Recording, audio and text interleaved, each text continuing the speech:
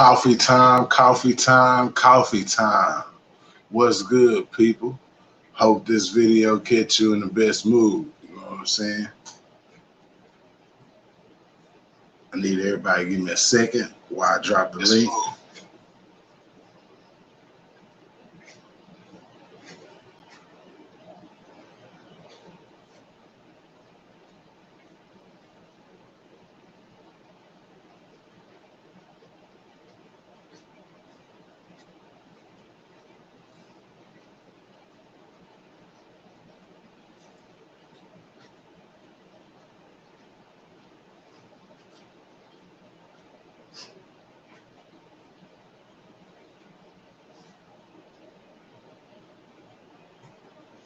I'm dropping the link everywhere now.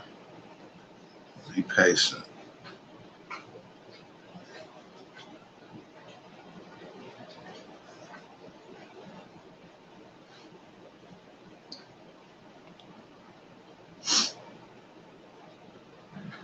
This blog right here, we're gonna be speaking about sex trafficking. You know what I'm saying? Some of the things you ladies can watch out for. Some of the signs of them. Let me drop the link one more place.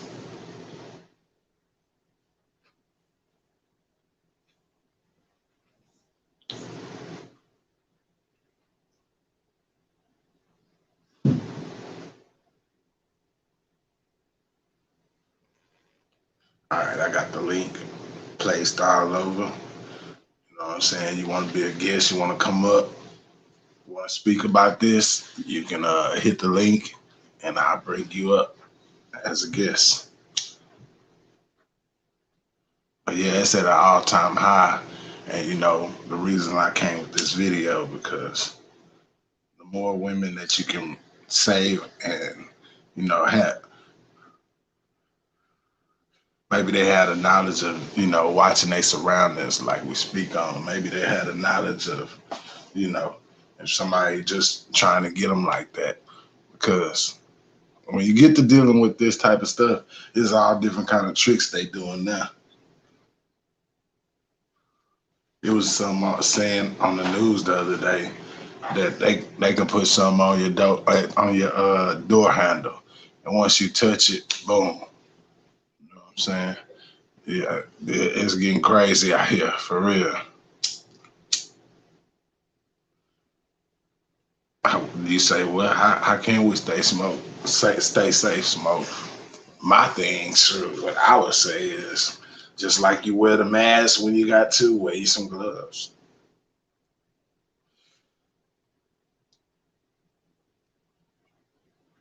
The link is in the chat. Anybody want to come up? I got the links all over.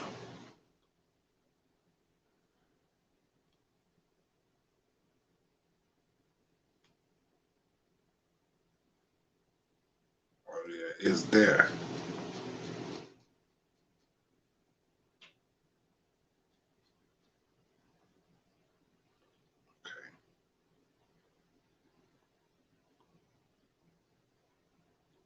And, you know, they just not targeting just women. They actually targeting little girls. You know what I'm saying? Little girls that grow into women. You know, that it's a shame. Y'all gotta be safe because that trip to the store, that trip to the Walmart, that trip anywhere, you know, it could cost you if you ain't safe about what you're doing. You gotta always watch your surroundings. Pay attention. I advise all females that's legal, carry you a gun, get you a gun, you know, and don't be scared to use it. Use it when you gotta use it. How you doing? I brought you up on the stage. What's up, Miss Christine? How you doing? All right, how are you? I'm all right. I'm all right. We're here speaking on sex trafficking. Can you give me some of your take on that? Well, there's a couple of things. One I want to talk about is who is at danger of being trafficked and kind of like what situations, you might fall into trafficking or vulnerable to trafficking.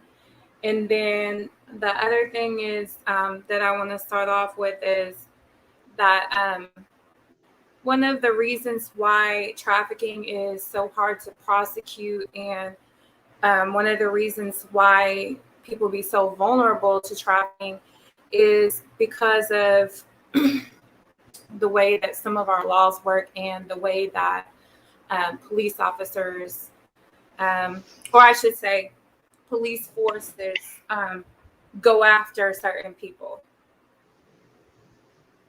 So what I mean by that is that there's some things like, for example, people who are more vulnerable to trafficking are often immigrants, okay, or people who are in some type of way in living kind of in the shadows.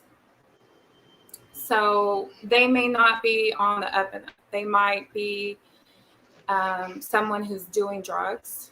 They might be someone who's into prostitution.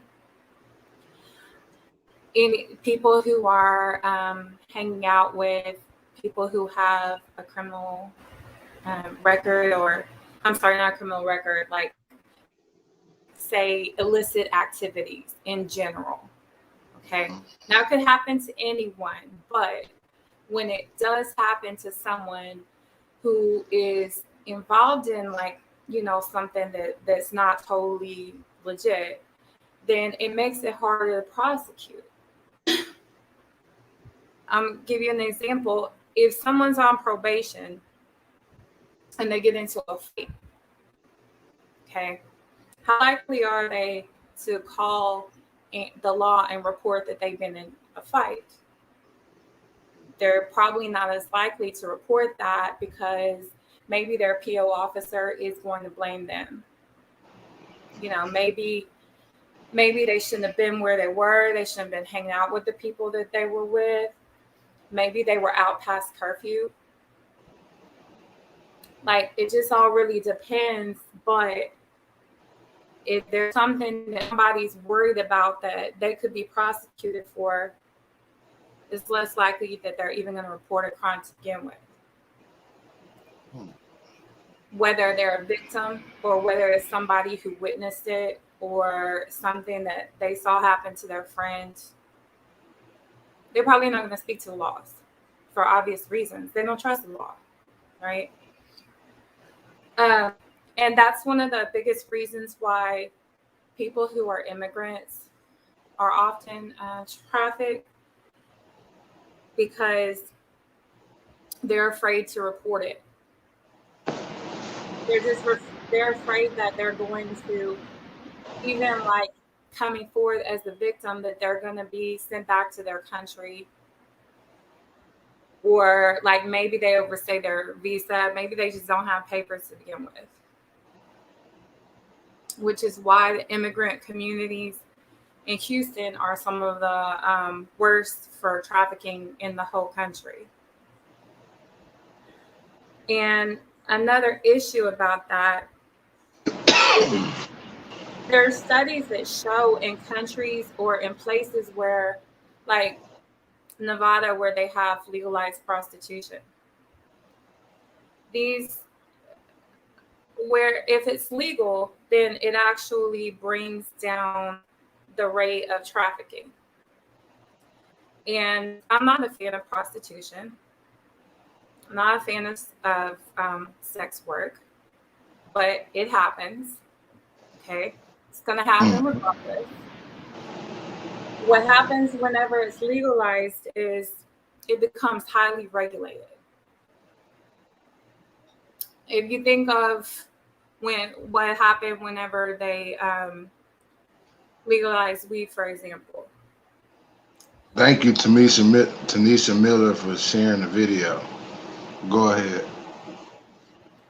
So whenever they legalize weed, if you go to somewhere that is legal to buy it, is more like it's more likely that it's better quality. It's less likely that it's cut with stuff. It's less likely in certain cases that there's a criminal element involved. People have to work to get the licenses to keep their dispensaries open, right? So there's a certain amount of government oversight to that. So that's the same thing with prostitution. You have a place like Nevada, prostitutes get tested regularly. Establishments, they have to be inspected. There are certain guidelines that they have to go by. Age is a huge one. Same thing with, for example, like the porn industry. In order for it to be legal, there's all kinds of hoops they have to jump through. And once again, I am not a fan in any way of sex work, okay? I'm a very modest person, personally. It's not something that I would ever be into or that necessarily I would want in my community. But at the same time, as someone who studies social causes, I know for a fact that it's an issue. And if women who are working doing sex work, if they know of somebody that's being trafficked, but they don't have to worry about getting in trouble with the law for reporting it, then they're more likely to report it. They're more likely to stand up for other girls. And then the other aspect of that is more likely that they're going to go with someone who's reputable, as opposed to making themselves vulnerable to a pimp, for example. That is a type of trafficking. And it's like a very complicated issue, but there are lots of types of trafficking. And I'm just saying that is an issue that makes women and children more vulnerable. Make it legit. It is much harder to commit these. If you want to speak on this, come on up. I got the link in the chat to Tanisha Miller. Hit the link and come on up. I'll bring you up. All you got to do is hit that link, that StreamYard link. Google, say yes to Google, and it'll show me you backstage. I'll pull you up. Please, it's the more people, the better the conversation.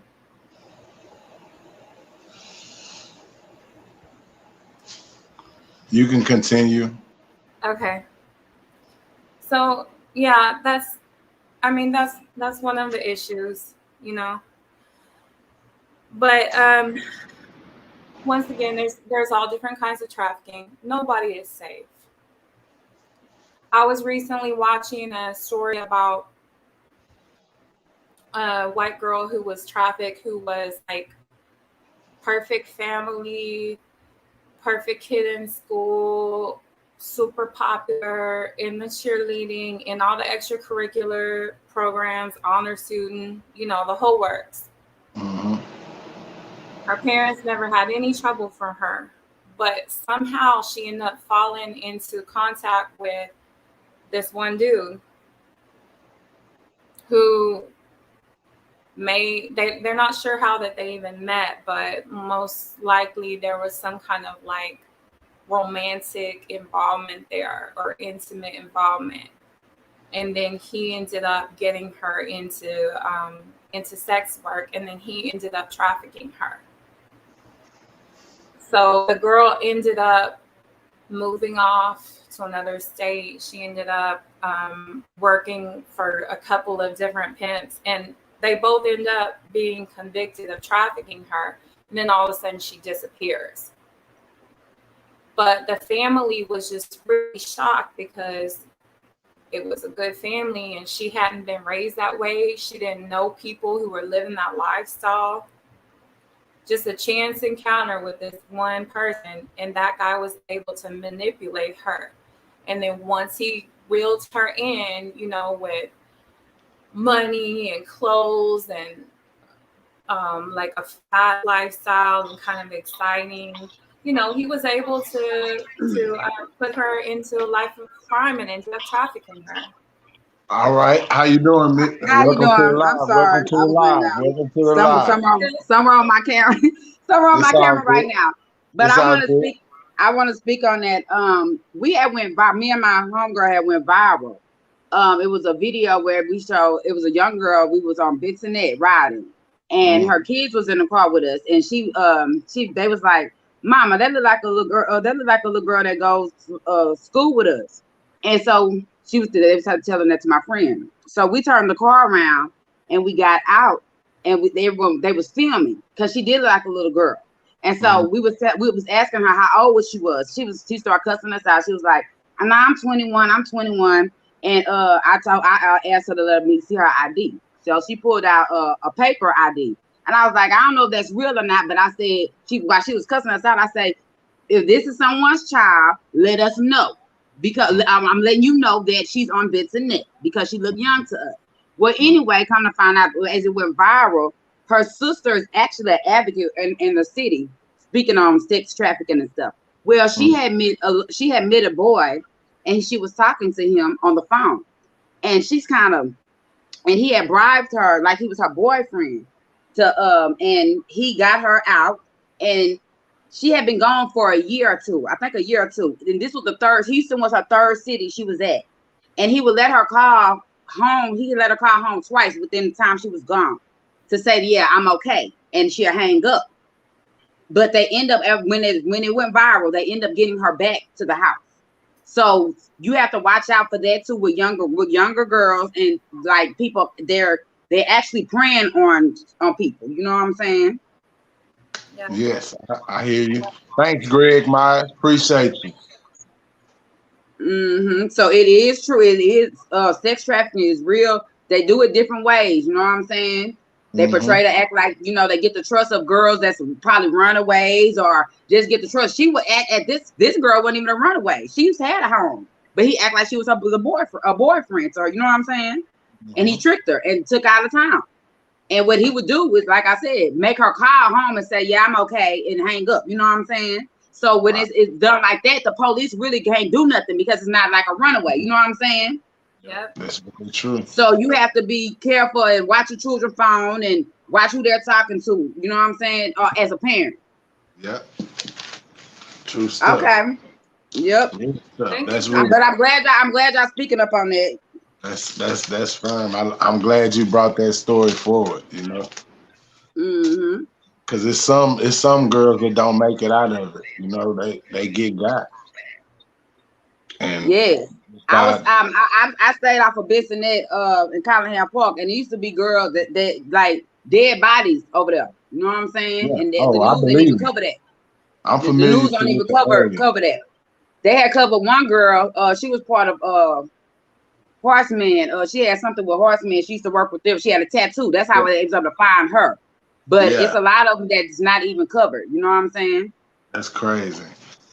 And I believe you because I'm familiar with the area. You know what I'm saying? What you saying off of Bissonnet, I know what you're talking about. Yeah, it's notorious. Yeah. Yep. It's crazy. And it ain't no color no specific color, just females and little girls, huh? And they actually get other girls to recruit for them, other girls. Oh, okay. I have a story about that. Dang. So how do them other girls approach them? They just tell them straight up. Actually, it was this one girl. She had went viral. She was in Walmart over there for Bissonnet or whatever, and some girls was talking to her, acting like they was part of a church. They was in regular clothes, they didn't have no badge from a church or whatever. And the girl was smart, and she had put, she started recording them, and the girls was looking out, like looking over her to a man, making eye contact with a man, like the man was telling them what to do with stuff. But the girl was smart and actually was recording. You know what I'm saying? So, wow. Man, yeah. When it comes to that right there. Have you ever had any close experiences with somebody just following you and you didn't know who it was? But actually, you knew for sure that they was following you? Actually, when I was working at Sears, my car had messed up, and I was started staying at a friend's house to in the Madisons over there off the farm.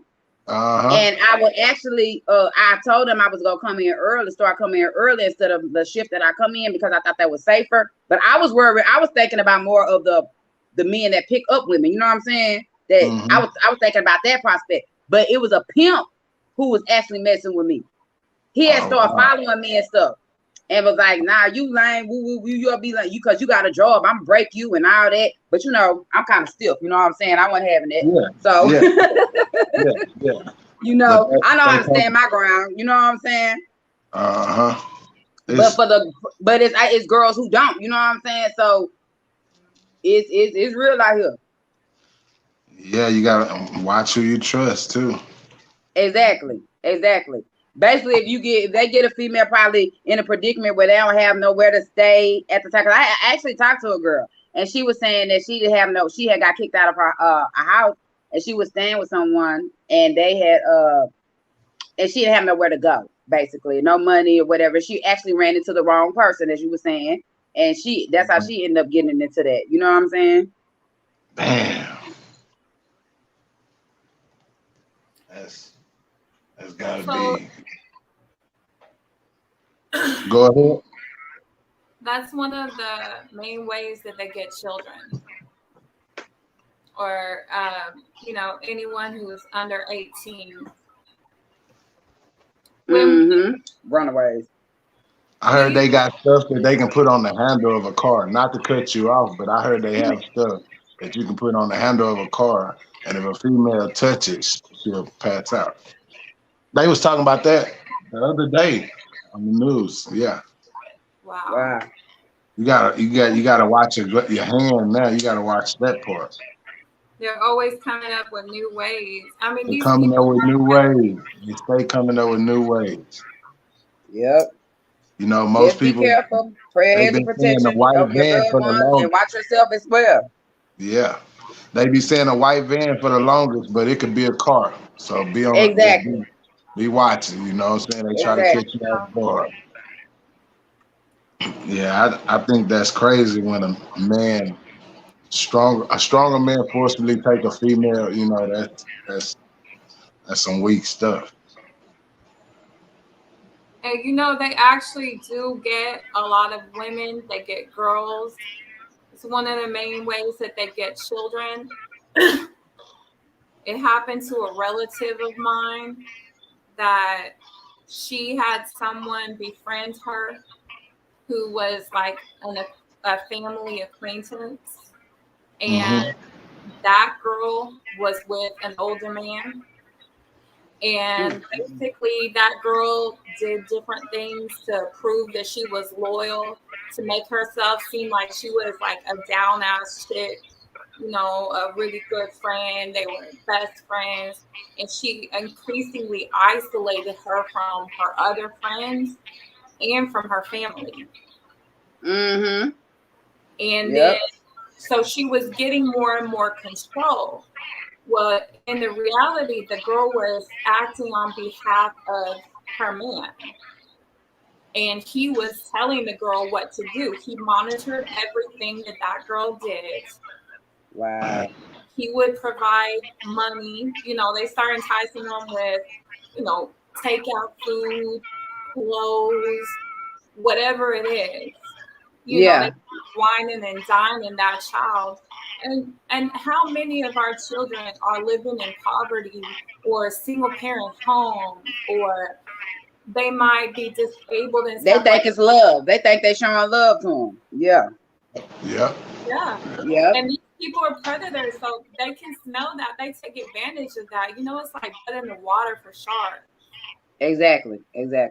So if you see that your child, maybe they have an older friend, maybe they have a friend who's just doing like a little much for them, who's fighting people for them or doing unusual favors for them, giving them unsolicited gifts, like that should kind of pay attention. That should raise flags right there because it's not normal. Exactly. Exactly.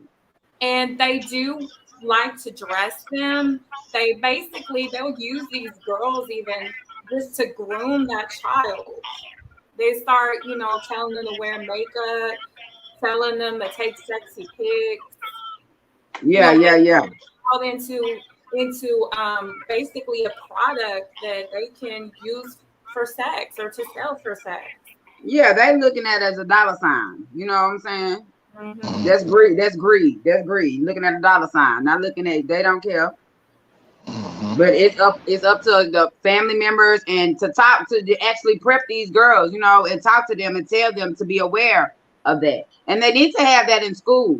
They really do. They need to talk to them and make that aware in school, with like middle school, elementary. I don't care, elementary, 5th grade, 4th grade. They need to start talking to them about that. Yep. If we have I totally agree. I totally agree. If we have real sex education in schools, some countries they have it, or even some other states they have sex education where it's taught at an early age. Start teaching them in kindergarten. Don't just let them think there's some stranger. Yeah, there is plenty of strangers, but it could be a relative, it could be your friends. I mean, they pushing same sex on the kids, so they might as well push out awareness of that other stuff that's going on. Straight up. Educate them about that, I mean, really the only tool that we have to protect against predators is awareness. Exactly. And most people don't know about this. It's not fun to talk about. It's not something that your older relatives probably are gonna like school you on. So we have to be aware of that and bring it to our communities and bring it to our children. Yeah, that's true. They're gonna. Well, I'm gonna get. It's something going on with my camera with this phone. All right. And I appreciate you coming up. Anytime you want to come up, you don't have to have your camera on. You can cut it off. Okay. It's a way at the bottom. You can turn it off. But I appreciate you coming up, saying your part. Thank you. All right. Keep that in mind. Salute, y'all. All right. Yeah, see you next time.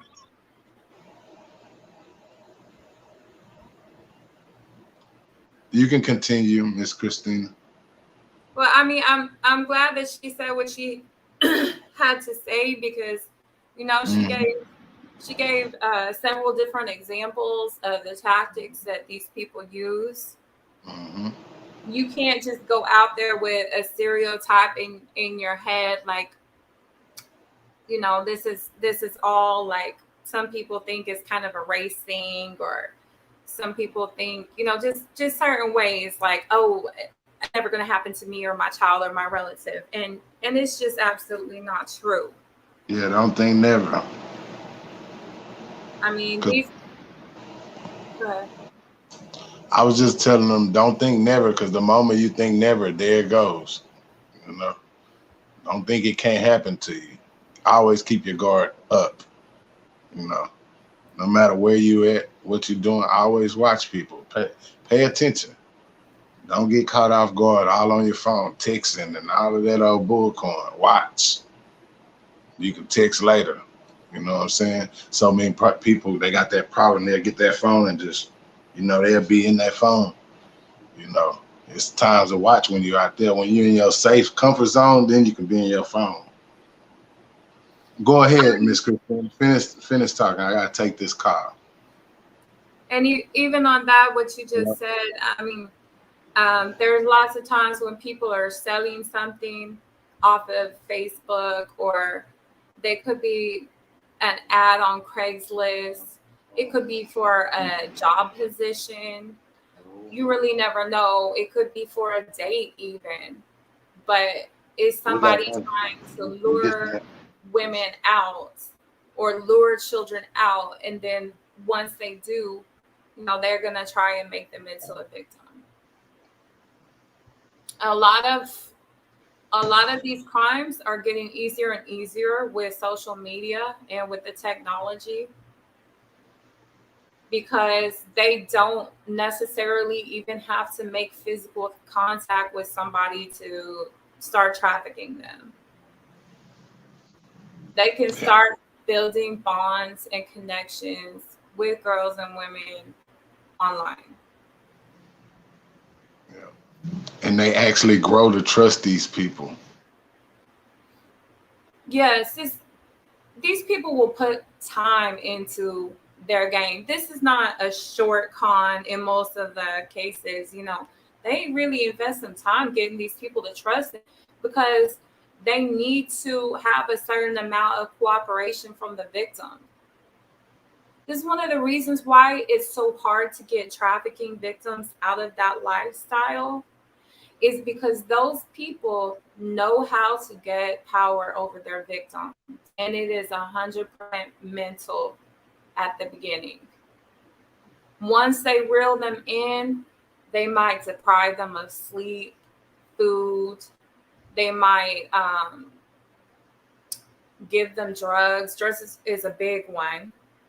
But from jump, they need a certain amount of access to that victim, which means that they need to get them under their mental control. So not all of them just go out and somebody going to the store, a female going to the store, she come home, and nobody's just not out just lurking trying to pick them up like that. That's what you're saying, right? It's more ways than just that way. Basically, that's what you're saying. They playing from every angle, correct? Yes, absolutely. Absolutely. The more brazen that they get, they probably just start, taking people off the street. But a lot of it, especially in an area like Brazoria County, it's a small community. There's not this and that. It's harder over here to take somebody in broad daylight than it would be over there. I mean, that's just the reality of the situation. So there is plenty of trafficking that happens though in small communities, and a lot of times it does start with a friendship or a relative or somebody even that you're dating can do this to you, even married to. I mean, as hard as it is to believe, like, you just really don't know. It's something that women have to always be aware of. At all times. Yes. And so ladies, don't never let your guard down. Basically what she's saying. Continue. Oh, okay.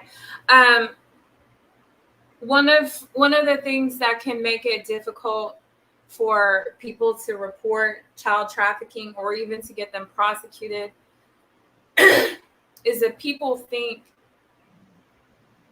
that it's like a uniform crime. Like you were saying, like, yeah, it's different. It is different. Well, also the legal definition is different. For a child to be trafficked, now y'all listen to this because it is different, okay? It's probably not what you're thinking. It does not have to be money involved. Doesn't have to be money involved. It is an exchange of goods or services to lure that child in. So that could be someone is giving your child a place to stay in exchange for sex. That child does not have a right to consent. And maybe I should even read the legal definition, because I know that there's people, like, when it happens to my relative, there's people saying like, oh, that's not trafficking. Well, they don't know the legal definition of it for a child. I mean, it's absolutely not the same as what everybody thinks. So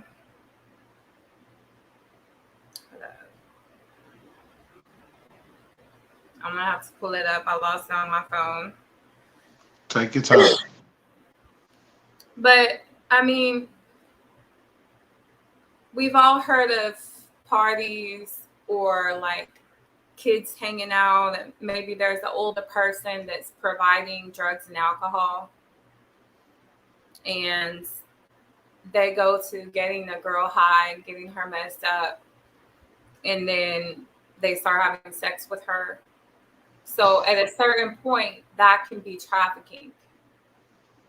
Wow. Particularly if it becomes a pattern, if they're transporting the child, they will transport their victims. It's not something like, oh, they just kidnap the child or kidnap the woman, take her away, hide her away, and then no one ever sees her again. Yeah, that happens. Obviously, that happens all the time. But it could be that child's being trafficking on the weekends. People are trafficked at their work. I mean, it's just so many different ways that this can happen, but it is hard for them to get away. It's very hard for them to get away, especially when they have a difficult life and that trafficker starts providing them with the love and attention, or the child thinks it's love. That's how they perceive it. They start taking care of some of those needs for the child, and the traffickers, they consider that an expensive doing business. It's definitely something that they're willing to do, especially when they're trying to groom that child and get them in. It's just like so many different ways. Another way that it happens is that when people come over, come over from the border, so they're crossing illegally because there's not really a legal way to cross. They're usually, especially if it's a child, but usually in any circumstances, they're probably going to be paying someone to bring them over. They pay people called coyotes. Coyotes bring them. Sometimes they're from Mexico, Central America, South America, what have you. So whenever they bring them over, they'll quote to them a certain amount of money. And the easier the ride, the more money it's going to be. A lot of times they don't have as much money. So let's say instead of $7,000, the family can only come up with $3,000. Maybe they don't get to pick the most reliable, trustable person. So they pick somebody else, and that person is really, they charge maybe a cheap price up front, but that's not where the bulk of their money comes from. Once they get them closer to the border, or even once they get them across the border, they're going to try and extort that family to get more money. Wow. So if you've ever heard of, like, sometimes there will be a bust, and especially in Houston, and it'll be like, they'll say 37 immigrants living inside of a house, 37 undocumented immigrants, whatever. That's because they brought that person over. They were supposed to let them go over the border. They did not. So in some circumstances, they're sex trafficking them. Wow. Deep. That I see now, this topic gets deeper and deeper. Ooh-wee.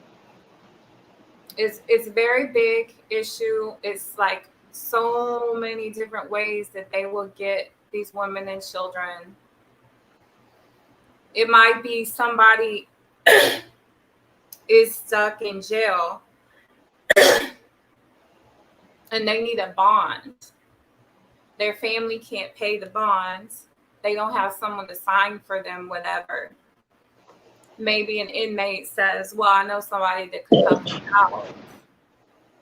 And they put them in contact with someone who can then, pay the bond and sign for them and all that, when in reality, that person is trying to traffic them. And once they've shown that loyalty, that, hey, I did this for you, it's kind of like, okay, you owe me in a way. And that person does feel like they owe them.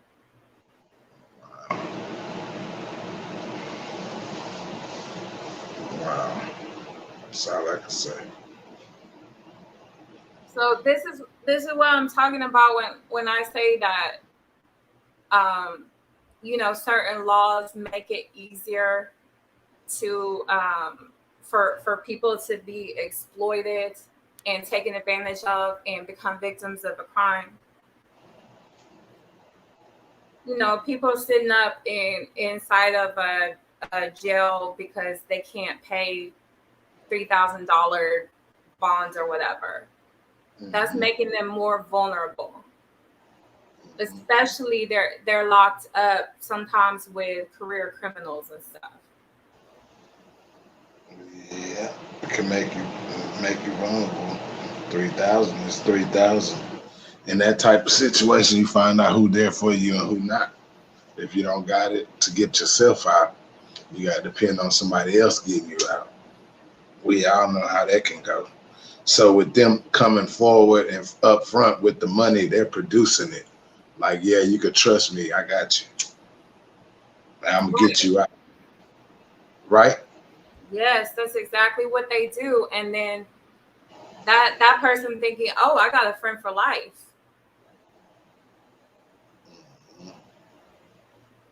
Wow. And that is the time that they are most vulnerable to be trafficked.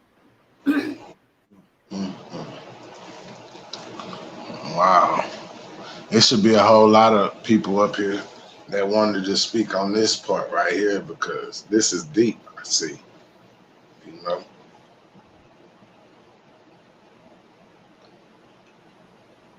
Yeah, I mean, I know we've all had relatives that were in that situation. It really, we're talking about women. It could happen to men too. I mean, you never know. There's sick people out there, boys.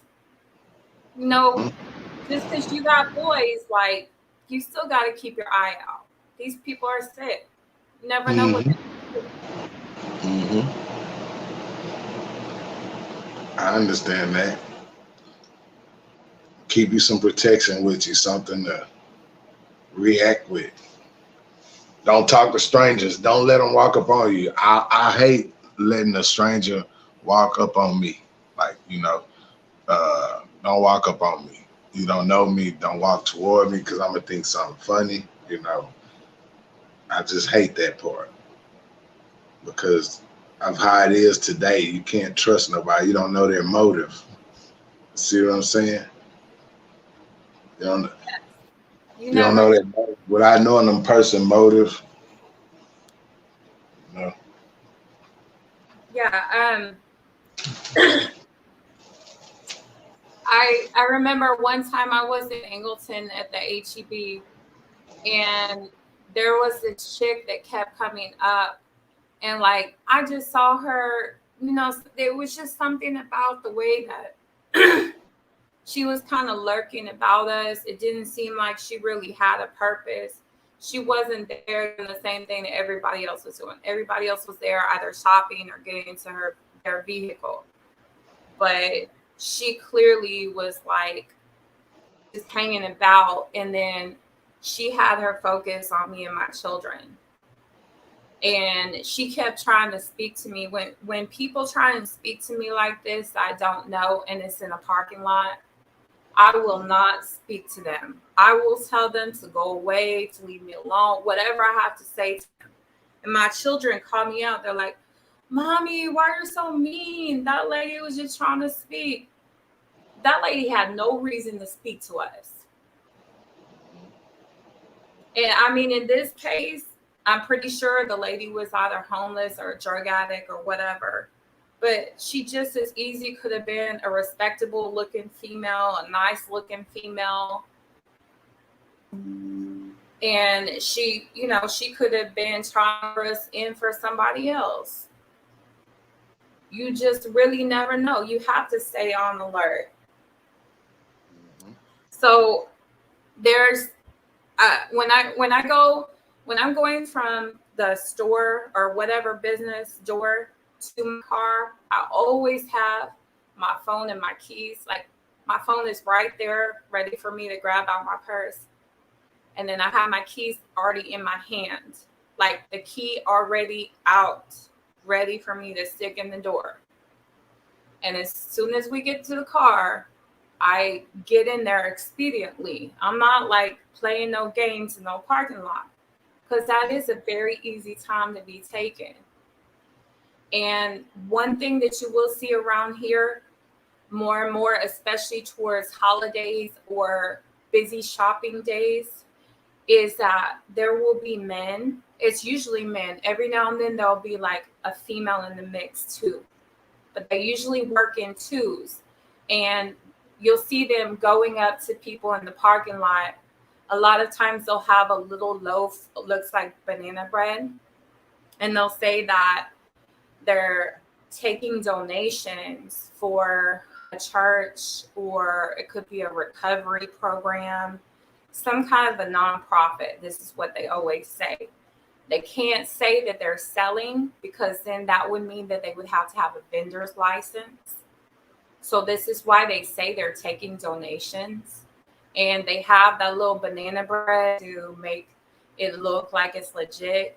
They'll also have t-shirts on a lot of times. Might even have like the name of, some kind of bogus charity on there. Mm-hmm. And you'll have one man on one side of the parking lot, another man on another side of the parking lot.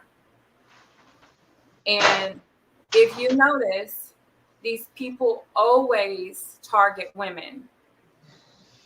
Always. Especially. Anybody want to? I ain't mean to cut you off, but anybody want to come up? Anybody want to come up while we live? I got the link in the chat. You click the link, tell Google yes, and I'll be able to see you backstage, and I'll pull you up. If you want to be a guest and speak on this, go ahead, Miss Christina. So especially if it's a female that's alone, they will go up to women. And whenever I see this, it makes me so mad, because you don't know if they're there to sexually assault the woman, if they're there to grab her bag or grab money out her bag. You don't know if they're there to traffic. I mean, they could be doing anything, but they're definitely up to no good. They're usually from the bigger cities. They're not going to places where they could easily be recognized. They're also not trying to go places that have security in the parking lot. They might go to a mall. They might have a security, but they're going to a busier spot where it would be harder for them to be noticed. And they're basically bobbing and weaving on foot between these cars. So whenever I see these men, usually they'll always approach me, and I take out my phone. I act like I'm recording them, and I will say, "Are you authorized to be here? Does the city know that you're here? Does Walmart know that you're here?" Because these corporations, these businesses are not giving the people permission to do this. So that's one way to kind of like throw them off. They don't expect that. They don't expect for you to record them. They don't expect for you as a female to challenge what they're there and what they're doing. You're not fixing to get my money, whatever it is that you need to say to them to throw them off. You got not to be defensive. You have to be offensive in these type of situations. Mm-hmm. Nobody has any business talking to you when you're getting into a car or you're putting up your groceries. No legitimate person, unless it's someone you know, is going to do that. That's just weird. Real weird. And this is one time that I really wouldn't hesitate to call the law and report it. I don't like laws. I don't like speaking to them. I don't like any type of contact with them. But I mean, honestly, you can just call them. Hey, there's a panhandler, or there's a man approaching women. Know what race they are. Know what color their hair is. Are they tall or are they short? What color is their shirt? What are they wearing? report that, because the laws will come out for that. And you do not have to leave a name. You know, report that, get in your car, go about their business. But usually whenever I confront these men, I'll even confront them if I see them doing it to another woman. Women have to stick together. And even if that woman is like, no, I want to donate, I don't care. I'm looking out for her regardless. We have to stick together. When I see women in public, I consider them like they're a friend or a relative. If I see a female that's drunk, if I'm at a concert or a club and it looks like a man is trying to take advantage of a woman, I will not hesitate to protect her, to pretend she's somebody that I know, whatever I need to do, cause the big scene. I don't care. These people do not play. They are dangerous. They are predators. And you never know what scam that they will run on you to try and get you or get your children. That's very true. Very, very true. Touch on it. It gets deeper and deeper, I see. I mean, it really is. Like, you can't underestimate these people. Particularly whenever it comes to child trafficking, because it is harder for sex predators to get children. So, you know, that's a child is going to bring in a higher dollar value for these people. Mm-hmm. And because they can't consent. And I'm going to read to y'all a little bit from the Justice Department's website about child trafficking. Let me just say this. I've heard, I grew up in a bad neighborhood, okay? And I've heard so many times that little girl was fast. Okay? We all know girls that were called that, right? Mm-hmm. You know, a lot of us have probably said it ourselves, you know? That little girl is a hoe, whatever you want to say. Children do not have the right to consent to sex. And I don't care how a child is dressed. If I see a little boy, you know, with a fresh fade, cologne, you know, dressed fly, he's 16 years old, there's nothing that boy could do that would make me find him sexually attractive, or that would make me want to pursue sex with him, okay? Mm-hmm. Pedophiles are attracted to children. A child might be dressed provocatively. They might be acting a certain way because they've been groomed. They've been groomed by child sex predators. They've been sexually abused themselves. So they think that this stuff is normal. Mm-hmm. And, you know, maybe that child's even just hanging around with older people. But don't ever think that child, that it's normal for that child to be having sex with older people. It's not.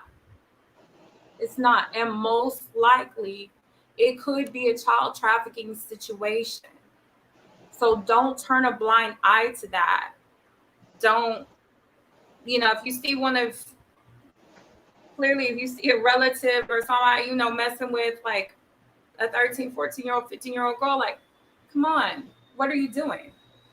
I mean, we have to look out for children. These are conversations that we need to have with people in our community. There's not, in the past, there wasn't as much awareness to sex abuse and to child trafficking and sex trafficking and all of those things. So, you know, the older ways of looking at it was kind of like, oh, they know what sex is, you know, they know what they're getting themselves into. As long as they started puberty, you know, whatever. They know to a certain extent that they're still a child. And they're much easier to take advantage of and much easier to be child trafficked in that kind of situation. So please, even if you're thinking it in your head, just try to watch what you're saying to children and about children. You know, don't ever assume that child is fast. Ask yourself instead, who is the one providing those clothes? Who is the one teaching that child to act in a provocative manner? Who's sexualizing that child?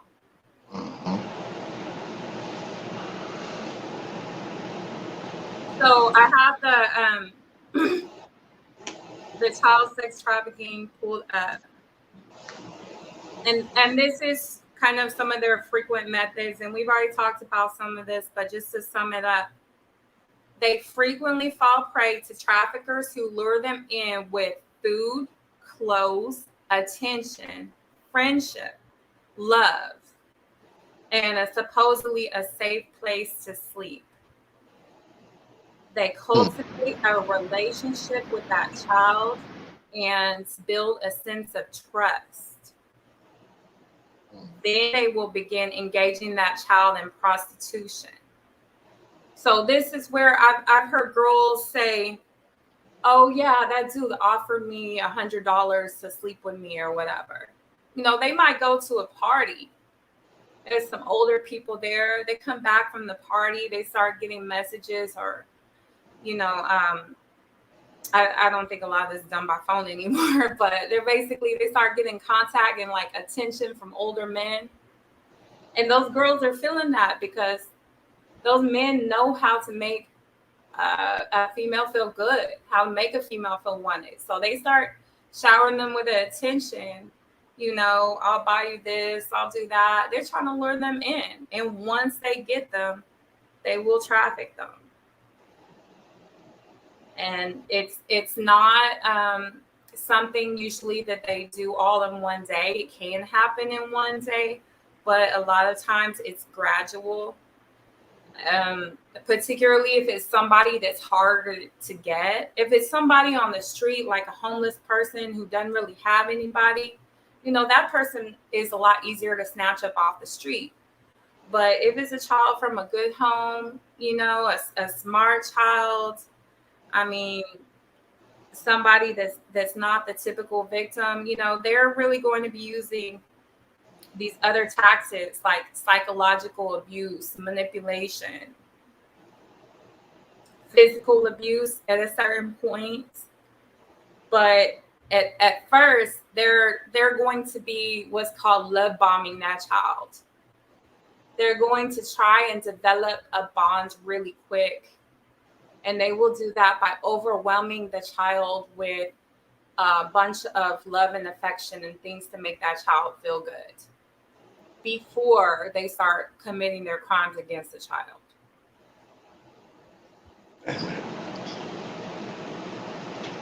Damn.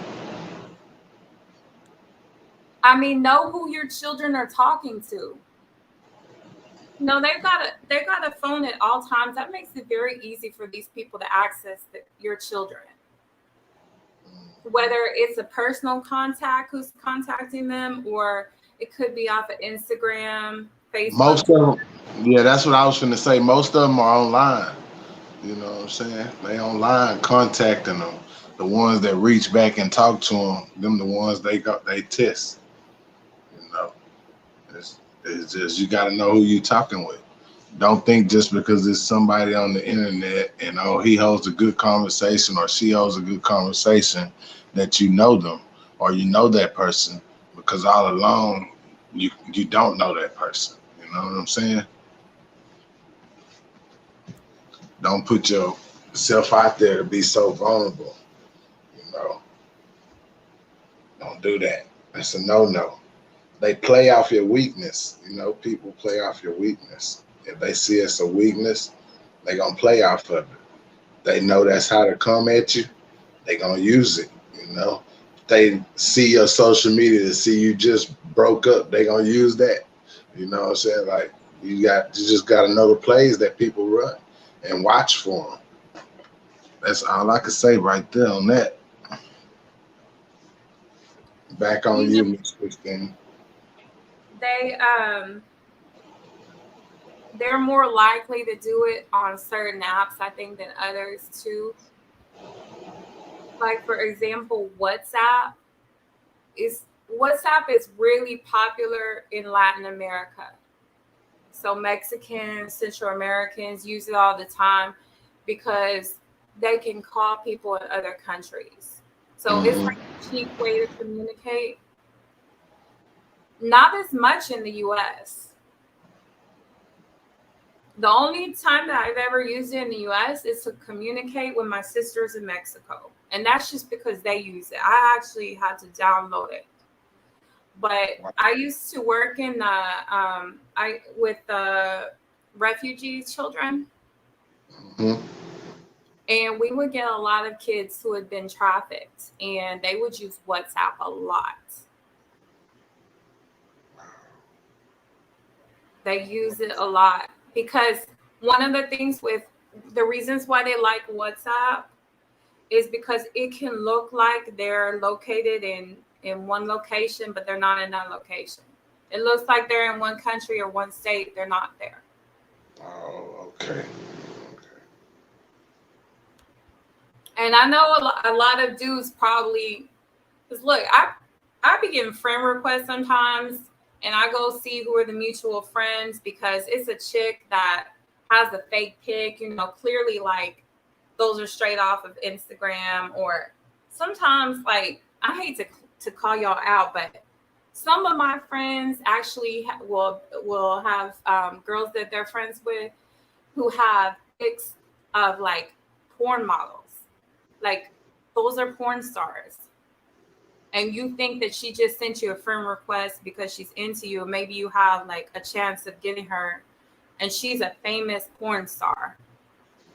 So, but these people, I mean, they're predators. They'll go on Facebook. They will pretend that they're one person. They're not. Okay. Yeah. And then they'll post like cute pics. I mean, men and women do this. Okay. I've seen it on both. I'm calling out the guys because I see it happen more with guys, but it's women too, that can fall for this and fall for this with fake men profiles. I get some of those too. But a lot of times they'll have like a sexy pic. And then in the comments, it'll be like, for more pics, contact WhatsApp, or to personally communicate with me, WhatsApp. Wow. WhatsApp. Yeah, I never used that one before, period. So I'm not familiar with that. I think I seen WhatsApp before. I just didn't really know what the hell it was. I never ran into it until I started working with the refugees. But like I said, it's so common for them. And these people are so good at it. When we had refugee children at the shelter that I worked at, they would sometimes have the people would find a way to speak with the people who were trying to traffic them, even if we monitored their phone calls. Before they could speak with anyone, we had to have like birth certificates, driver's licenses. We had to like meticulously interview the family member and the child, verify that their stories matched, all that stuff. So we were doing our due diligence, but they would still find ways for that trafficker to get in touch with the child. And they have even gotten the child to go outside and then pick them up from the facility. Wow. So these people, I mean, they're just their methods are really advanced because that's all they do. They don't make money legit ways. They've got a lot of time to sit around and devote to their crimes. Mm-hmm.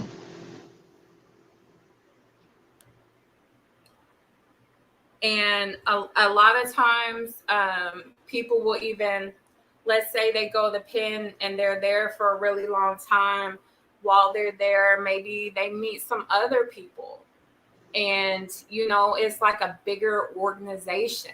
I mean, they could meet them any type of way, but I'm just saying, if you think about somebody sitting around 5 years, 10 years, and all they have to do is sit there and talk, and they come into contact with each other that way, then you can get really like into some hardcore trafficking crimes. So a lot of it does even just go past these small towns or communities, and $1 billion industry. Yep, you're right. You're right. it's a really big deal. And they try and brainwash their victims. It's one of the reasons why it's so hard to prosecute the crimes. It's so hard to get the girls out of this. Yeah, these people very greedy for money. You're right. Very greedy for money. They're going to do it really the easiest way that they can. And if this is also another one of the red flags that it mentions. If you notice an abrupt change in someone, your friend, your relative, your child, all of a sudden start acting differently. Maybe there is a modest female, who always covers herself up. All of a sudden she starts dressing provocatively, wearing skimpy clothing. All of a sudden she stops going to church. She stops wanting to participate with the family. In any little difference, but it's just like it comes on really quick. It could be anything, but it's because they're being mentally influenced by these people, by these predators. So you have to, as a parent, as a friend, a loved one, you have to pursue that. They might want help. They're not going to give it up easy. They're not going to just come right out and tell you. But if you see those red flags, start paying closer attention. And as parents, there are things we can do. You can put the security apps on their phone. For my child, I have a security app. I have multiple on that security app, and then also with iPhone as well. I see that child's location at all times. And I want to see it not just from one app, because let's say there's a loophole in that app and that child has figured out how to get around it. Well, I've got it on 2 or 3 different ways to see that location. When they leave, even if I know where they are, I'm monitoring the location. I'm checking up with them. I'm texting them to make sure that they can speak to me, that something's not going on. If they don't come straight home from school, they stop off at somebody's house. No, you're coming home right now. You're not going out for the rest of the day. Maybe you're even grounded tomorrow. Like, I have to know where my child is at all times.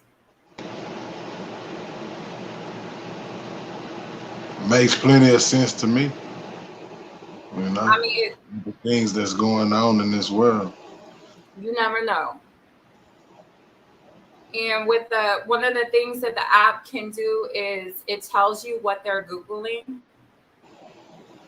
Like, it tells you what terms that child is searching, what sites they're looking up. If they add a new app onto their phone, you can have that sent to you, like a notification. You can approve it. Your child looks up porn. It's on their phone. You can also block different apps and websites. You can block gambling, profanity, drugs, nudity, mature content. You really can customize it, like, based on that child's age, or based on, like, your kids, whatever you want to have on there, you can have on there. There's different apps. The one that I use is called Qustudio. Starts with a Q. There's also another one that is called Life 360. A lot of parents like that. There will be like free programs on some of these, but usually if you pay the money, um, it's a better one. I mean, I think on mine we pay like maybe between $35 and $50 a year, but to keep my child safe is worth it. We also have home security through Xfinity, cameras. When I'm not there, I check on my phone. I can see feed on those cameras. I can turn on the volume if I want. It's recording at all times. Someone in the chat just asked, how is that going to stop sex trafficking? What you just said. Because these people lure your children out of the house. They absolutely lure the children out of the house. I mean, it's hard to imagine sometimes like how this is going to impact it, but just keep in mind that there is not one type of trafficking. So it does often happen where the child is going back home and that people either, get them to go out. In some cases, they might sneak into the house. I mean, more than likely, they're going to take the child somewhere else. But when they're first trying to get in and romance that victim, it could be a 25-year-old man and your little child is thinking that that's their boyfriend. They might be coming over to the house at first, trying to develop that relationship. When you're gone at the store or you're out to eat or whatever, your child's supposed to be home. Your child could be sneaking out. How are you going to know for sure if you don't have a camera? I could drop it. Hold up real quick, because they got questions. But if you want to ask questions from the chat, I dropped the link up in there. You can come up and she can answer your question. That way she can hear you, because she can't read your question while she blogging or whatever. But if you want to come up, that link is in the chat. You can have your camera on or off. And, we'll hear what you got to say. But go ahead. Continue, Miss Christina. So another thing that I have for the security is whenever a window or a door opens, it tells me. You can have it where like it'll say front door open, patio door open, back door open. Same thing for the windows. It also tells me when they close, when they open or close. You can have an alarm sound where if the child tries to open their window to go out, sneak out your house, it makes like this really high pitched alarm. These are just, it's not foolproof, but every little thing that you do could be an added layer of protection to make it harder for these people to access your child. Mm-hmm. Wow. And I mean, even if they go and unplug the camera, you're going to see them unplugging that camera. They plug it in. He said that ain't going to stop nothing. They using dope to knock your ass out. They is in some cases. They using dope to knock you out too. It's sex trafficking. It got many a meanings to it. Many a meanings. There's many a ways that they can get you in. You can call it sex trafficking. It just don't have to be with no drugs, but they are using drugs now. I spoke on that. They're using some type of drug that you can put on a person's car door handle, and whenever they go back to the car door, they touch the car door handle, pass out. You know what I'm saying? It's getting crazy. Yeah, that's what we've been touching on, all of that. And I mean, if you got some knowledge of it, you can come up and speak on it. We'd love to hear what you got to say. That for sure. Yeah, these little things that I'm throwing out there are things that child trafficking advocates do recommend. police sex crimes units do recommend, particularly if a crime has already happened to a child and you're trying to keep that child from falling back into the hands of the traffickers. That's something that you can do. But you can't ever have a false sense of security. I'm absolutely not saying this is going to stop these people. No, doing one thing, putting home security is not going to stop these people. You have to come at it from all angles. And you still can't rest with ease. You still can't be lulled into a false sense of security. Well, I'm doing this and this, so that means for a fact my child's not, having crimes committed against them. No, you don't know that. But you do what you can. You do whatever you can.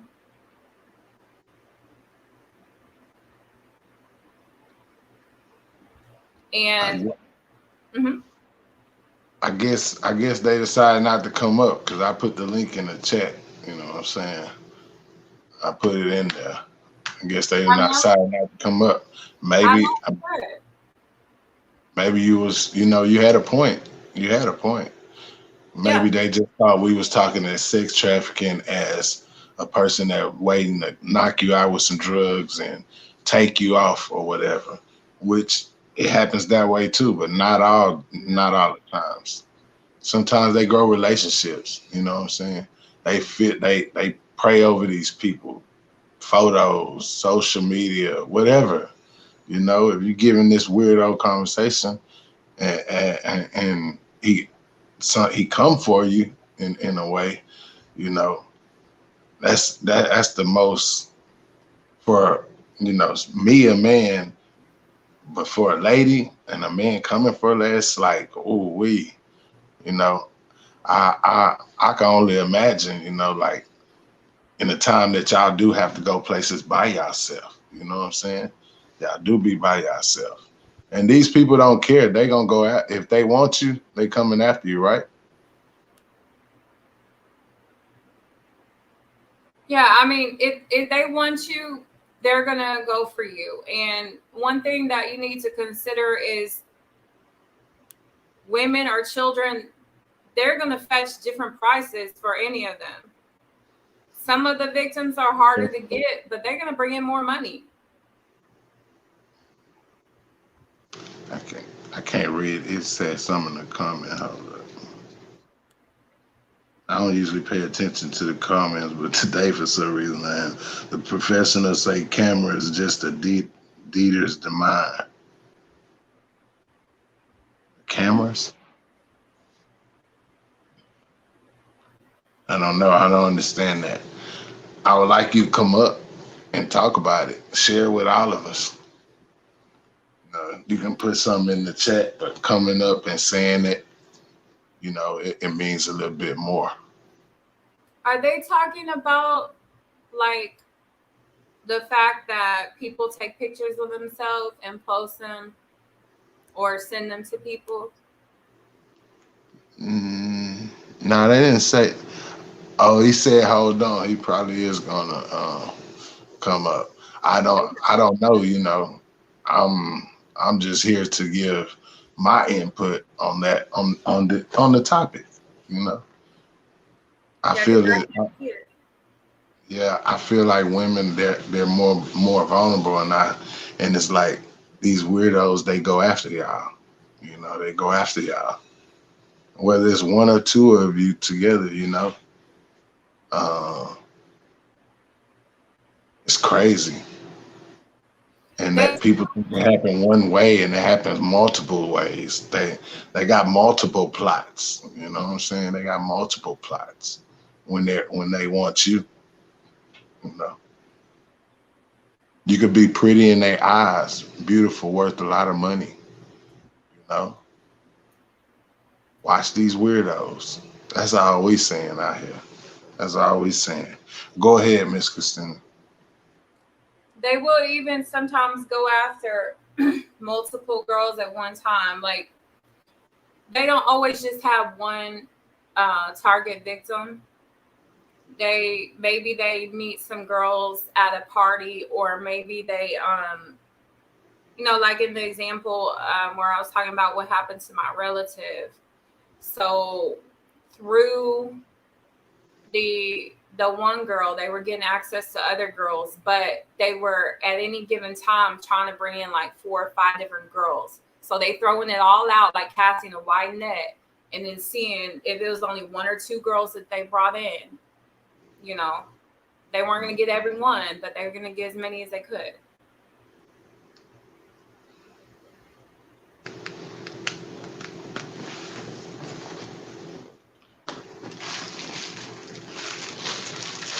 Touched on some spots.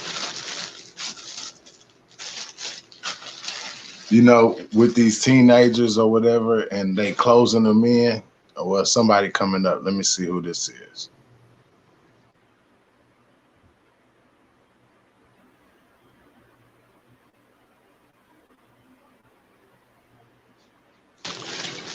There you go, right there. What up, Stick? Go. What's good, fam? Go ahead and ask her what you want to ask her now. She can hear you crystal clear now. Man, I was saying, man, everything she was talking about, I came in late, so I don't know what was talked about. And then another girl explained a little bit to me. But I came in late, man. Everything she was talking about, that don't do shit but deter the crime. I mean, deters the crime. You know what I'm saying? It don't stop nothing. It just makes it move down the street. You know what I'm saying? So it's like, you know, we supposed to be protectors of our neighborhood. You know what I'm saying? And if you got cameras or whatever, that ain't gonna stop the crime. It just make it go down the street to your neighbor house. You know what I'm saying? It affects your neighbor if your neighbor don't have the cameras. Everything she talked about, that don't do nothing but just push the shit down the street. Ain't nothing she said stops it. You know what I'm saying? What do we do to stop it? That's the whole. I was thinking that would be the whole topic. What are we gonna do to stop it? You know what I'm saying? Everybody, there's a million ways to deter crime. You know what I'm saying? Cameras, extra security around your house, fences, and all that shit. That shit don't do nothing but stop it, because me and you both been on the criminal side of things. You know what I'm saying? And if we wanted something, we was gonna go get it. We didn't give a damn if it had a fence around it, it had an alarm system on it, or whatever. They could have had cameras or whatever. If a nigga wanted it, he was going to go get it. You know what I'm saying? And if these goddamn sex traffickers want your kid, they can go get it. They don't give a damn if you got cameras. They don't give a damn if you in your motherfucking house. You know what I'm saying? If they want your kid and their kid got a valuable price tag on your kid head, they going to get your kid. You know what I'm saying? Ain't nothing you can do to stop that. But there is something you can do to stop it. Bust a cap in their motherfucking ass. But as society though, it's like that's a really a tough question, because it's like there's nothing you can do to stop it. You know what I'm saying? You know why they steady inventing different tricks? Do you see how they got that where they put the drugs, the whatever that is, on the door handle now, and she can be going in the store, come back out, she got to touch her door handle to get in the car. Right. Fall out right there. Right. That's like some crazy stuff they got now. They're coming out trying to get them women, man. You got to think about it.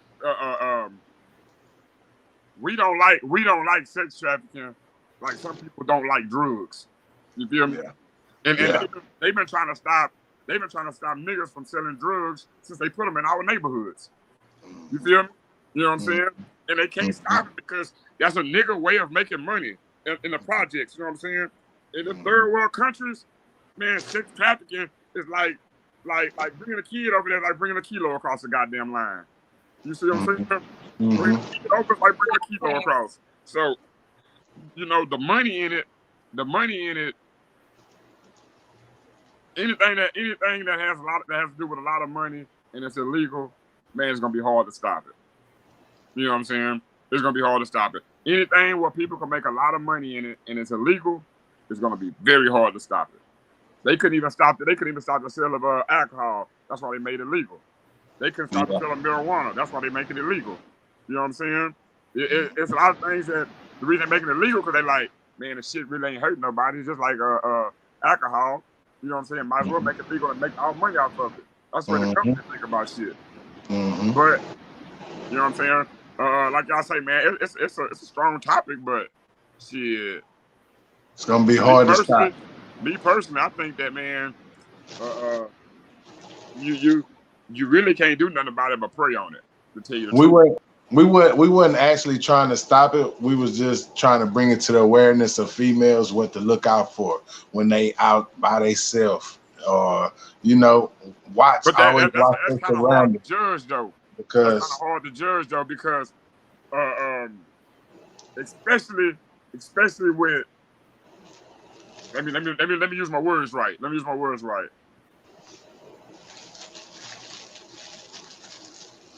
Fuck it, I'm gonna go and say it the way I know I say it. Fuck it. Especially with a bitch that ain't never had shit. You know what I'm saying?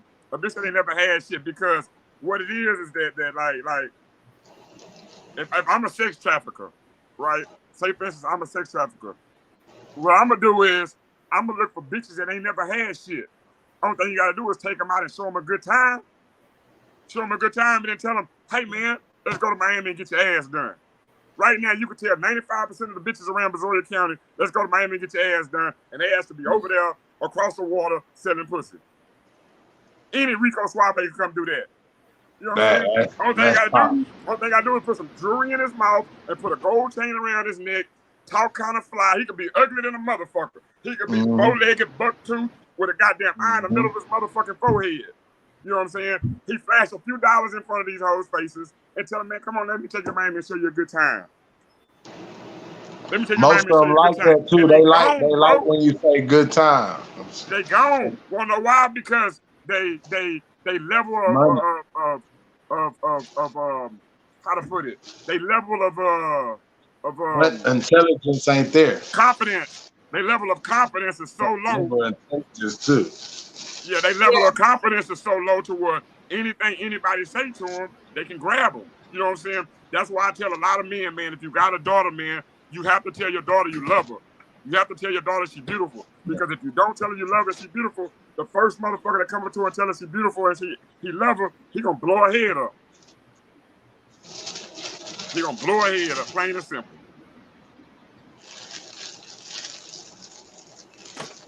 I mean, no, you've got a great point, and I guess what we're talking about at the moment is more towards the woman's perspective, but like you're right, it's not gonna solve it. It's not gonna solve it, and it's never gonna be enough. We weren't trying to solve it. Yeah, I know that, but bringing awareness about it, that's cool. That's cool. You know what I'm saying? That's real cool. But I'm just saying, man, it's kind of hard to you're doing the right thing, because we weren't trying. We weren't trying to stop it. We wasn't trying to stop it. It's a blog. You're doing the right thing to bring awareness, because people in the hood need to be aware about this shit. Because to me, I think low class. I ain't gonna say low class, low income, low poverty. Anybody below the what is it? Poverty, and what is the three classes? What are the three classes? Poverty. The poverty income level. I know what you're talking about. I can't remember how you say it. Well, anyway, if you anywhere below the mid income level, you know what I'm saying? You anywhere below the mid income level, you suspect to get a kidnapped by sex traffickers. This is absolutely true. You know, poverty, food insecurity. You're in a family where the dad is taken out of the home for any reason, especially like the dad could be incarcerated. I mean, I doubt that. I doubt the dad out the family will do anything, because right now it's so many broken homes to where it's ridiculous. You know what I'm saying? So that really, I don't think that really plays a factor, because broken homes is like a norm now. Back I'm talking about 20 years ago, I'd have gave you that point. But nowadays, man, the average relationship lasts about 3 to 4 years. You barely find a relationship that lasts 5 or 6 years nowadays. You know what I'm saying? So after the kid 5 or 6 years old, 9 times out of 10, the parents will split up any goddamn way. You know what I'm saying? They don't know nothing about that. That's why that generation didn't have what the generation before it had. That's why they can't continue as long as they did back then. You know, it just ain't passed down generations. And I think also it has to do a lot with availability too. Like say for instance, our generation, we didn't have a lot of shit available to us. You know what I'm saying? These are the kids nowadays, they have a lot more available to them. Now, let's say our parents' generation, they really didn't have shit available to them. So what they did most of the time, worked, came home, made food, laid down, watched TV, and took their ass to sleep. You know what I'm saying? Well, our generation, we had a little bit more entertainment because we had crack come to town, so we had money. Our struggle wasn't that hard. You know what I'm saying? Well, now this generation here, they got everything at their fingertips. Everything is at their fingertips. You know what I'm saying? So that's the reason why I think the availability of stuff makes everything a lot easier. The availability makes sex trafficking a lot more easier. The availability makes broken homes a lot easier. It makes a lot of stuff a lot more easier than what it should be. One hell of a point, Stick. One hell of a point. That's for sure. That's why I was saying, come up here and talk so we can understand you. You can talk all that you want to in the chat, but you can't just break it down like you want to for the people as coming live and doing it, you know?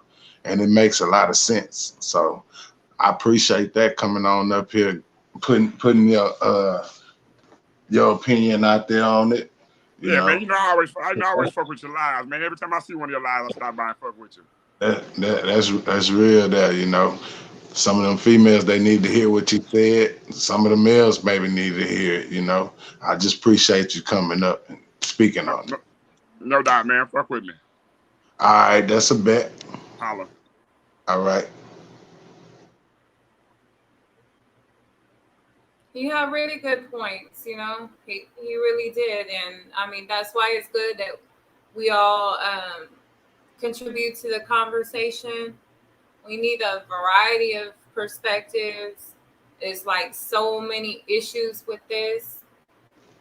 It can't just be one or two people talking about it because it's a lot to say on this. That's true. It's a whole lot to say, you know. And anybody that want to come up and speak on what we're talking about, hit the link. I got it in the chat. I'll bring you up. If you camera shy, you can have your camera off. Still say what you got to say. Never know, somebody might need to hear you, you know. Just like what he came in here and said. We couldn't hear him from the chat. We couldn't understand him from the chat. But when he came up, he broke it all down and made it make sense. And it does make sense, you know. That's what it's about right there. Spreading the word, getting it out there, letting everybody know what to look out for. You know, anything else you want to say, Miss Christina? Well, I do want to say, like, when I was talking about like single parent homes, I understand it is a cultural shift where most of the homes are single parent. Really, more what I'm talking about when there's abandonment issues, that child really has a profound hole in their heart. Is particularly girls whose dads haven't been involved with them. I mean, their dad could be out the house, but they're still involved in some type of way. You take a child who's never had a man in her life, and then all of a sudden this man starts paying attention to her. And like he said, you know, women or children, girls who have a low self-esteem, and it's easier for them to be persuaded by somebody who wants them and somebody who's going to make money off of them, you know, easily, somebody who's easily impressed because they got that hurt in their life. Of course, it can happen to anybody, but I mean, we're just throwing this out there. Like, there's different ways that these people are coming at your children. Wow. Man.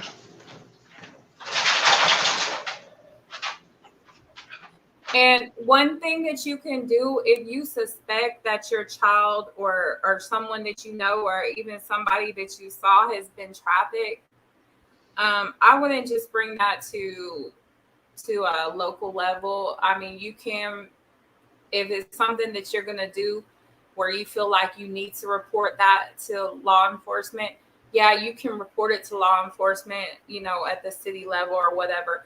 But you can also report it to the federal trafficking, because the federal people have more experience dealing with it, and it's also very easy to do this anonymously. But, you know, like he was saying, it is different ways of handling these people. going through the law, I mean, there's going to be disappointments. I will say that there's going to be disappointments. It's hard for these cases to be prosecuted, especially in little small communities. You know, in my child, hold on. Wait, I'm sorry. I'm trying to look for that trafficking number because I was going to give it to y'all. When my relative was trafficked, the laws actually had intercepted that child before the trafficking started, and they suspected that it could be a trafficking situation, but the laws basically dropped the ball on that. And if they had pursued it, you know, if they have followed up, a lot of times, you know, they just don't do the work. They don't want to write a report. They don't want to make no phone calls. They don't want to go out anywhere. They're going to get the money regardless. So a lot of times it just basically they don't follow up. So as parents and family members, like, we do have to be vigilant about it. And you have a way, you know, whether it's street justice, you know, justice, like, people need to be involved in it. You can't just expect that law enforcement is going to do it all for you. Clearly they're not.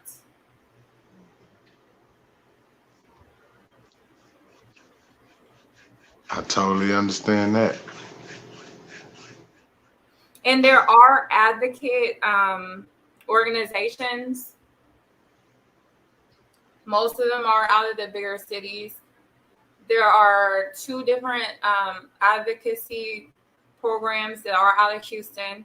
If you call the number for trafficking, they can put you in touch with them to help that person get out, or to help them stay away after the trafficking, to help walk them through prosecution, try and get them justice. It's a lot of different things that they'll do. So if you can look it up online, or you can contact the trafficking number, and they will get you some resources. They'll talk to you about the situation, like make suggestions or whatever. And it's no easy fix to it, but there are some things that they do. And one option is there is a place in Houston where if a child or a woman has been trafficked, they can actually apply for this program. And it's basically like a safe house. And that victim goes there, and they're going to be away for like whatever amount of time that they need. And it's really to separate that child from the trafficker so that they can't get back at them, because they will try again. I mean, he's right. They're not going to give up. Yes, they will try again. So the number is 1-888-373-7888. But really, you just have to look up National Human Trafficking Hotline. And they can help, you know, just even tell you if it's likely that that person is being trafficked. I suspect that this person is being trafficked, what have you. But it is such a large problem. And, you know, he was talking about, like, you can't stop any of this. If anything, prohibition, making something illegal, what he was talking about, no, you can't stop it. That's true. But you can cut back on it, and maybe at least on an individual level, you can try and protect yourself a little bit. You can try and protect your children a little bit. Might not be enough to stop it from happening, but at least you're doing something. That's true.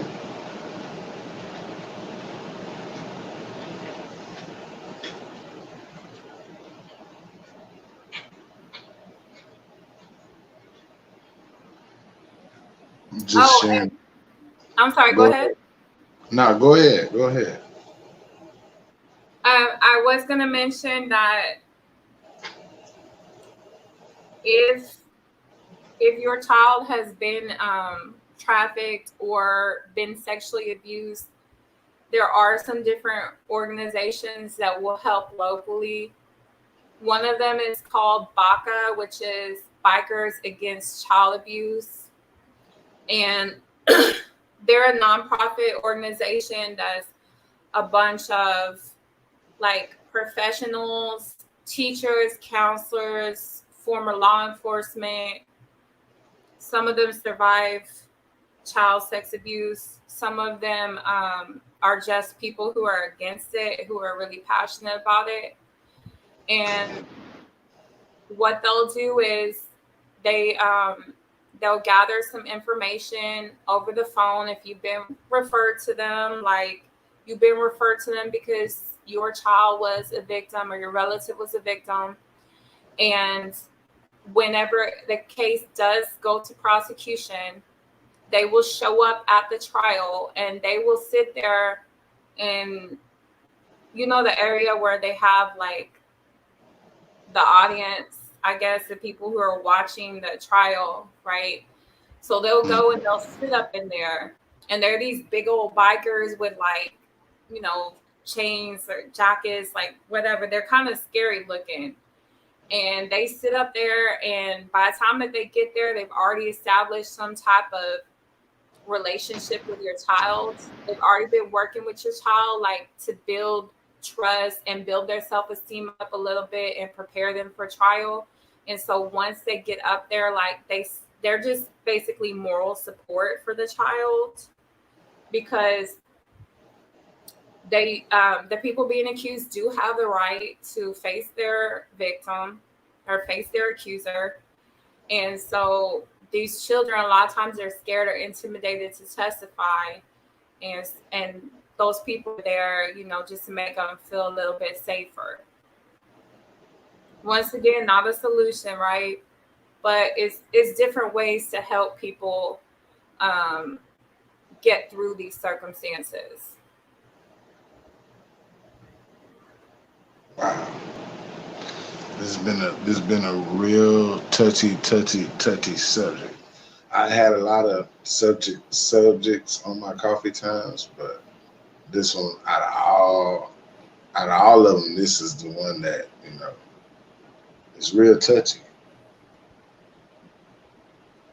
I just want to let everybody know, always keep your eyes out, keep them open, watch. Don't ever think you can trust, because the first moment you can just think you can trust with your guard down, and there it goes. You didn't think it could happen to you, but there it goes. You're in that position. That quick.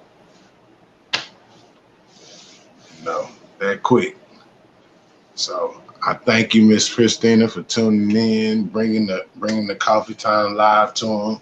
You touch bases on some deep stuff, real deep stuff.